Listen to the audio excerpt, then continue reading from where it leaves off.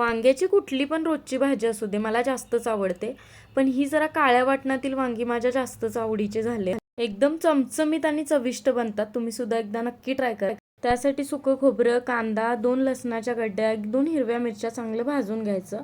लसूण आणि मिरची भाजायला जास्त वेळ लागत नाही, खोबरं सुद्धा लगेच होतं. हे सगळं मी ताटामध्ये काढलं आणि कांदा व्यवस्थित आतपर्यंत मऊ होईपर्यंत भाजून घेतला. इथं मी कांदा खोबरं बारीक करून घेतले, काळा भाग तसाच ठेवायचा. यामध्येच थोडंसं आलं, मुठभर कोथिंबीर, थोडेसे देठ पण घातले आणि यामध्येच आता लाल तिखट, धना पावडर, गरम मसाला, हळद आणि मीठ घातलं. अगदी थोडं थोडं पाणी घालून वाटून घ्यायचं, जास्तही पाणी घालू नका. इथं मी 9-10 वांगी घेतलेत, याला कट करून घेतलं आणि पाण्यामध्ये घातली आणि यातलं पूर्ण पाणी निथळून आता यामध्ये मसाला भरून घेऊया. तुम्हाला माझ्याकडून अजून कोणत्या रेसिपीज बघायला आवडतील कमेंटमध्ये नक्की सांगा. आणि असं वांग्यांमध्ये दाबून दाबून आतपर्यंत व्यवस्थित मसाला भरून घ्यायचा.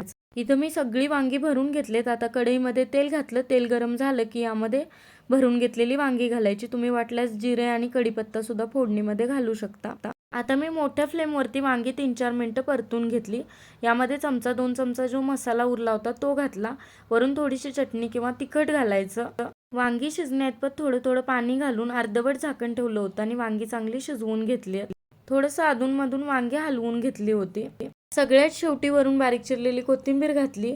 मस्त वांगी देठापर्यंत शिजलेत आणि एकदम चमचमीत झालेत.